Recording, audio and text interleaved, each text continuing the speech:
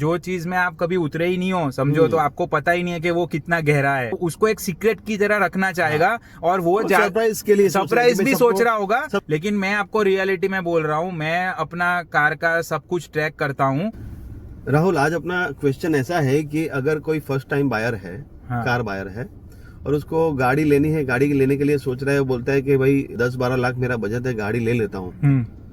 और वो ऐसा सोचता है कि मेरा गाड़ी खर्चा समझो मेरे को खाली ईएमआई भरना है, मैंने वारंटी ले ली है, ये सब ले लिया है, और उसका एक्चुअल कॉस्ट क्या हो रहा है गाड़ी ओन करने का, गाड़ी चलाने का, फिर ये सर्वाइवल कॉस्ट एक जो बोलते हैं, वो एक्चुअल बंदे को पता नहीं रहता है। तो उसके ऊपर ओपिनियन आप शेयर करें। विशाल भाई, इसमें ऐसा है कि मैं भी ये प्रॉब्लम खुद फेस कर चुका हूँ। जब मैं फर्स्ट टाइम गाड़ी खरीदा मैंने, तो जो चीज में आप कभी उतरे ही नहीं हो समझो, तो आपको पता ही नहीं है कि वो कितना गहरा है। वो समंदर में आप पहली बार उतर रहे हो, तो यू कैन नॉट जज द डेप्थ ऑफ दैट सी। तो इसमें ऐसा ही होता है कि कोई भी फर्स्ट टाइम बायर होगा, आप उसमें इतना कॉन्फिडेंस की कमी होगी कि वो अपने दोस्तों को या अपनी फैमिली में जो ऑलरेडी कार जिनके पास है उनसे जाके कुछ डिस्कस करे। वो ऐसा ही सोचेगा कि भाई मैं तो पहली बार ले रहा हूँ, और वो उसको एक सीक्रेट की तरह रखना चाहेगा और वो सरप्राइज के लिए सरप्राइज भी सोच रहा होगा। उसमें उसकी गलती नहीं है, और उसका एक माइंडसेट रहता है कि अगर मैं कुछ कार बाई करता हूँ तो मेरी समाज में थोड़ी इंप्रेशन बढ़ेगी, मेरी इज्जत होगी, सब लोग मेरे को ऐसे कुछ नहीं कर रहा है ऐसा जज नहीं करेंगे। सही बात है। ये सारी चीज तो वो फिर क्या करेगा कि जाके सीधा डीलर के पास चला जाएगा, कार शोरूम्स में जाएगा, और वहाँ के जो सेल्स पर्सन है वो उसके गाइड फ्रेंड समझेगा उनको कि ये मुझे सही से गाइड करेंगे। तो चलो, वो तो एक बात हो गई कि भाई उन्होंने उसको जो भी गाड़ी पसंद आई उस सबसे गाड़ी परचेस कर ली। अब उसका सीधा कैलकुलेशन ये होगा, मुझे ईएमआई भरनी है और गाड़ी की मैंने एक्सटेंडेड वारंटी और सब कुछ ले लिया है, और वो सर्विस वाले को पूछेगा कि भाई मेरा सर्विस का कॉस्ट कितना आएगा। वो जो भी कॉस्ट होगा वो रैंडम नंबर 4,000 5,000 बोल देंगे, जो एक्चुअली रियलिटी में नहीं है। दूसरा कि भाई आदमी कार लेने के सोच रहा है, तभी से उसके माइंड में ड्रीम कार और ये सब का जो फॉर्मूला लगा रहता है, तो उसके पीछे वो ऐसा नहीं सोचता कि सर्विस कॉस्ट भी लगेगा, कार का ईएमआई से अलग भी दूसरा अलग कॉस्ट लगेगा।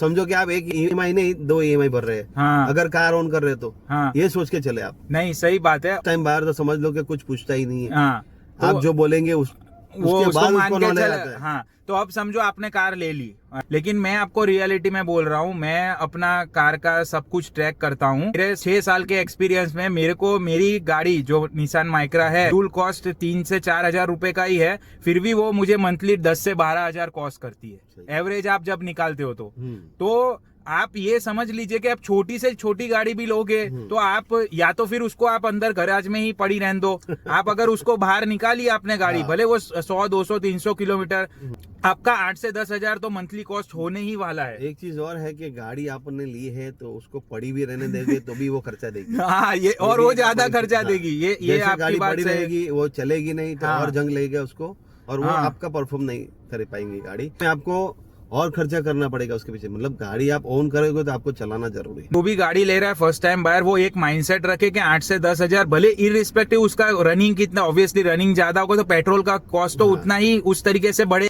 इसमें क्या होता है कि गाड़ी का जो सर्विस मेंटेनेंस का कॉस्ट है, कुछ ना कुछ प्रॉब्लम गाड़ी में आता है। कभी आपका हर चीज में क्या है, पैसा लगता है आज की डेट में।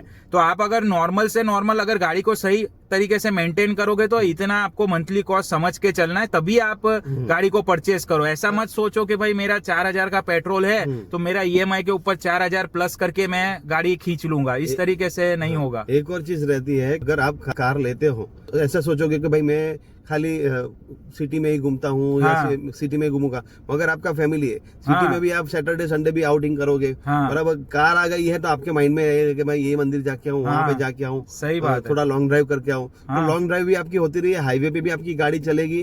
तो ये सारी चीजें आपको वो टाइम पे मालूम नहीं रहती है जब आप कार बाई करने जाते हो। लोग है ना, इंश्योरेंस के कॉस्ट को कंसीडर ही नहीं करते हैं। पहले तो यही नहीं पता होता कि जो डीलर आपको इंश्योरेंस बेच रहा है वो एक तो डबल प्राइस पे बेच रहा है, और प्लस वो 1 ही साल का इंश्योरेंस है। वो तो आपको जैसे गाड़ी को नींबू निकालने में ही आपका पूरा निकल जाएगा।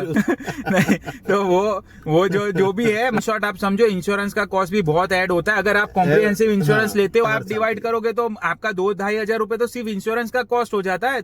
समझो कि आपका ईएमआई 10 लाख की गाड़ी पे आपको 12,000 का ईएमआई आएगा, ऐसा पकड़ लो। क्योंकि आप डाउन पेमेंट भी भरोगे कुछ ना कुछ हाँ। लाख 2 लाख रुपए, हाँ। तो 10-12 हजार का ईएमआई आपका आएगा, प्लस आपका 10-12 हजार का खर्चा लगेगा। ये कंसिडर करके ही आपको ये डिसीजन लेना है। See you in the next video. Bye.